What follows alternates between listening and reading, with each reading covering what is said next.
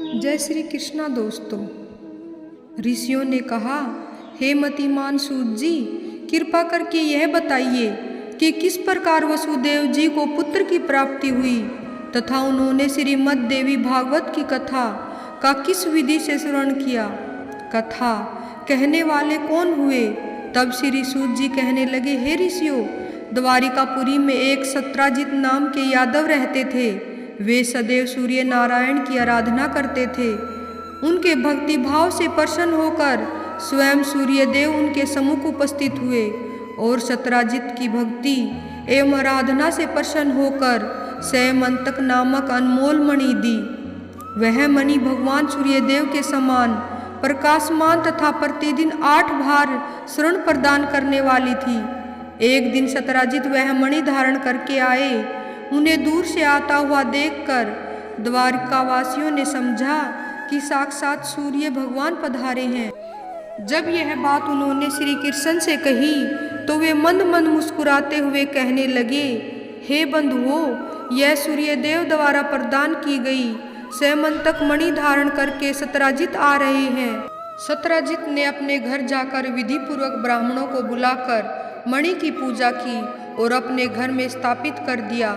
वह मणि जहाँ रहती थी वहाँ महामारी और दुर्भिक्ष आदि का भय कभी नहीं होता था। कुछ दिनों बाद एक दिन सत्राजित वह मणि धारण कर श्री कृष्ण चंद्र की सुधर्मा सभा में आया और उस समय सभा में उपस्थित अन्य यादवों ने कहा कि यह मणि राजा के योग्य है। यह सुनते ही सत्राजित वहां से उठकर चला गया और जाकर सारा वृत्तांत अपने भाई प्रसेनजित से कहा। सत्राजित के वचनों को सुनकर प्रसेनजित ने सैमंतक मणि इससे लेकर अपने गले में धारण की और बोला, देखता हूँ श्री कृष्ण मुझसे यह मणि कैसे लेता है। एक दिन वह मणि धारण करके शिकार खेलने के लिए जंगल में गया। उसे सिंह ने देखा और घोड़े सहित प्रसेनजित को मारकर मणि ले ली। सिंह को मणि लिए हुए मच्छराज जामवंत ने देखा। जामवान बहुत ही बलशाली था। उसने सिंह को मारकर मणि ले ली और अपनी गुफा में जाकर अपने पुत्र को दे दी। जब प्रसेनजित घर वापस नहीं लौटा तो सत्राजित को अधिक चिंता सताने लगी और वह मन ही मन विचार करने लगा, ना जाने किसने मणि के लालच में मेरे भाई को मार डाला। इस तरह धीरे धीरे वह बात समूची द्वारिकापुरी में फैल गई। श्री कृष्ण जी के मन में मणि प्राप्त करने की इच्छा थी। कहीं उन्होंने मणि के लोभ में प्रसेन को तो नहीं मार डाला। श्री कृष्ण को जब यह ज्ञात हुआ कि मणि को चुराने का कलंक लग रहा है तो वह अपना कलंक छुड़ाने के लिए अपने साथ द्वारिका के साथ कुछ यादवों को लेकर मणि ढूंढने के लिए निकले। वन में पहुंचने पर एक स्थान पर उन्होंने मृतक अवस्था में प्रसेनजित मिला तथा उसने कुछ दूर एक गुफा के द्वार पर सिंह मरा हुआ दिखाई दिया। यह दृश्य देखकर श्री कृष्ण चंद्र ने विचार किया कि प्रसेन को सिंह ने मारा तथा सिंह को किसने मारा। जिसने सिंह को मारा सैमंतक मणि उसी के पास होगी। तत्पश्चात वे अपने साथ आए हुए पूर्ववासियों से कहने लगे कि हे बंधुओं, मैं इस गुफा के अंदर जाता हूँ, तुम लोग मेरे लौटने की प्रतीक्षा करना। यह कहकर वे गुफा में प्रवेश कर गए। उन्होंने देखा कि एक बालक मणि को लिए हुए खेल रहा है। जैसे ही मणि छीनने के लिए झपटे, जिससे वह बालक जोर से चिल्लाया। बालक की आवाज़ सुनकर जामवान आ पहुँचे। तदुपरांत श्री कृष्ण के साथ उनका युद्ध आरंभ हो गया। जामवान महाबलशाली थे। दोनों का भयंकर युद्ध 27 दिन तक चलता रहा। उधर गुफा के द्वार पर द्वारिकावासियों ने 12 दिनों तक उनके आगमन की प्रतीक्षा की और वापिस द्वारिका लौट गए। वहां उन सब ने पहुंचकर कृष्ण जी के गुफा प्रवेश का सारा वृत्तांत बतलाया और कहा कि हम सभी की प्रतीक्षा करने के लिए वे गुफा के अंदर गए किंतु वापस न लौटे। जब यह समाचार वसुदेव और देवकी ने सुना तो वे अत्यंत अधीर हो कहने लगे कि अब मेरा कल्याण कैसे होगा। वे शोक सागर में डूब गए।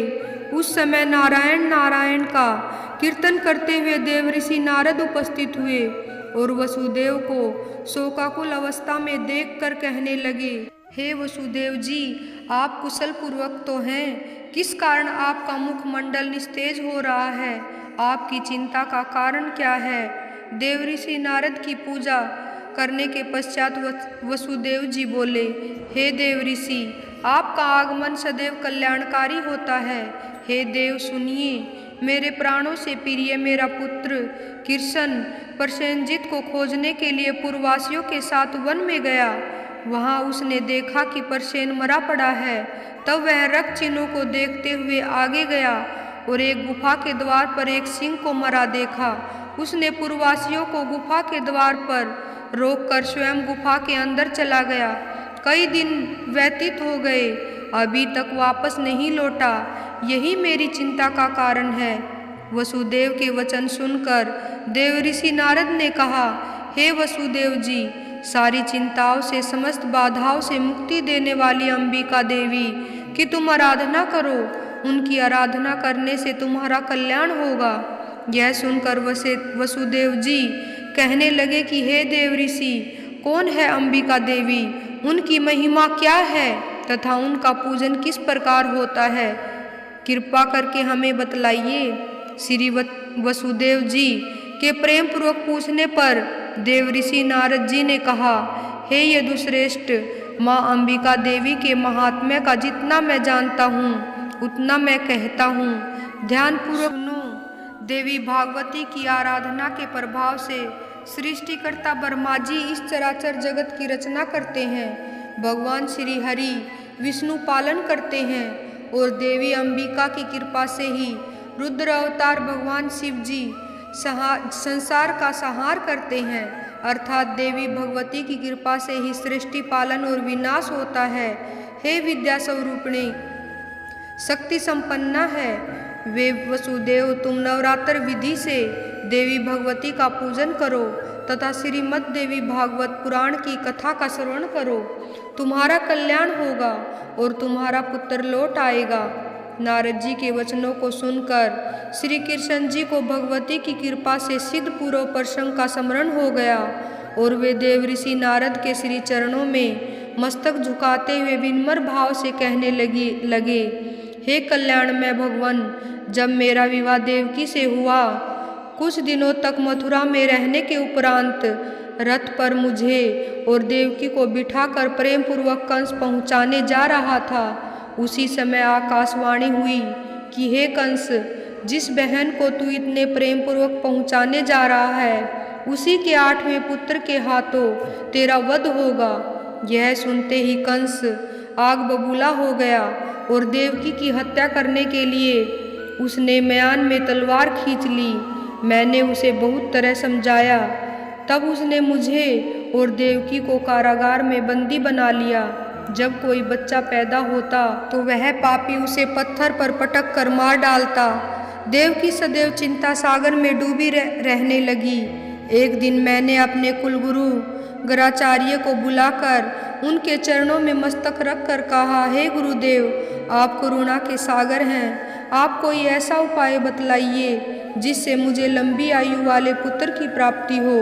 तब उन्होंने बतलाया कि एकमात्र भगवती दुर्गा की आराधना, उपासना ही है वह साधन है जिससे समस्त चिंताएं दूर हो जाती हैं। भगवती सर्वशक्तिमान, अंतर्यामी एवं भक्तों का दुख दूर करने वाली हैं। महर्षि गर्ग के कहने पर हम पति पत्नी आनंद के सागर में डूबने लगे।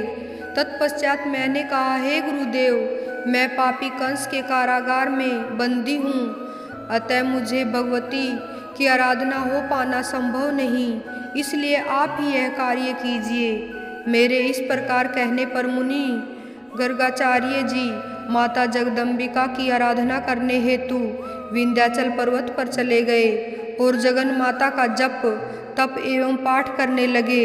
अनुष्ठान पूर्ण होने पर माता की कृपा बरसने लगी। आकाशवाणी हुई कि हे मुनिराज, चिंता त्याग दो, मैं तुमसे अति प्रसन्न हूँ। शीघ्र ही धरती पर भार हरण करने के लिए, पापियों का नाश करने के लिए मेरे आदेश से श्री विष्णु जी का धरती पर अवतार होगा। हे वसुदेव तथा देवकी के पुत्र रूप में उत्पन्न होंगे। उनकी उत्पत्ति बंदीगृह में होगी और कंस के भय से वसुदेव जी उन्हें गोकुल ग्राम में रहने वाले अपने मित्र नंद के घर पहुंचा देंगे तथा यशोदा जी की कन्या ले आएंगे। उस कन्या को देवी का 8वां गर्भ समझकर कंस पत्थर की शिला से पटकना चाहेगा, किंतु वह उसके हाथ से छूट जाएगी और आकाश में पहुंचकर मेरे ही स्वरूप धारण करके कंस को चेतावनी देगी। तदुपरांत विंध्याचल पर्वत पर जाकर विंध्याचल देवी के नाम से विख्यात होगी। तब गर्ग मुनि वहां से चलकर मथुरा आए और देवी भगवती की कृपा को सुनाए। भगवती की कृपा जानकर मुझे अत्यंत प्रसन्नता हुई। हे देव ऋषि वसुदेव जी नारद जी के सम्मुख विनीत होकर कहने लगे, कृपा करके श्रीमद् देवी भागवत की संपूर्ण कथा सुनाइए। वसुदेव जी के वचन सुनकर देव ऋषि नारद जी ने शुभ घड़ी शुभ नक्षत्र में कथा आरंभ कर दी। उधर भगवान केशव ने जामवान पर मुक्के का प्रहार किया, जिससे जामवान अचेत होकर पृथ्वी पर गिर पड़े। पुनः जब होश आया तो श्री कृष्ण के चरणों में झुककर कहने लगे कि हे प्रभु, मैं आपको पहचान गया। हे स्वामी, मुझे अब यह विदित हो गया है कि आप ही दशरथ के नंदन पुरुषोत्तम राघवेंद्र श्री राम जी हैं। हे प्रभु, अनजाने में मुझसे जो अपराध हुआ है उसे क्षमा करें। भगवान, आप श्री कृष्ण के रूप में अवतरित हुए हैं। धन्य भाग मेरे जो मुझे आपके साक्षात दर्शन हुए। हे जगत पालन, इस सेवक को आज्ञा दे, आपकी किस प्रकार से सेवा करूं। उसके वचन सुनकर जगत पालन भगवान श्री कृष्ण जी मुस्कुराते हुए बोले, हे जामवान, हम मणि के लिए यहाँ पधारे हैं, क्योंकि हम पर मणि चुराने का कलंक लगा है। यह सुनते ही जामवान ने वह मणि प्रभु को दे दी और अपनी सुंदर कन्या जामवंती का विवाह उसके साथ कर दिया। तत्पश्चात उन्होंने उसी दिन द्वारिका के लिए प्रस्थान किया। जिस समय श्रीमद् भागवत की कथा समाप्त हुई, वसुदेव जी ब्राह्मणों को दक्षिणा दे रहे थे। उसी समय पत्नी जामवंती के साथ श्री कृष्ण जी वहां पहुँचे। उन्होंने सकुशल देखकर वसुदेव जी अति प्रसन्न हुए। वहां उपस्थित सब लोगों के हर्ष की सीमा न रही। बोलो जय श्री कृष्णा।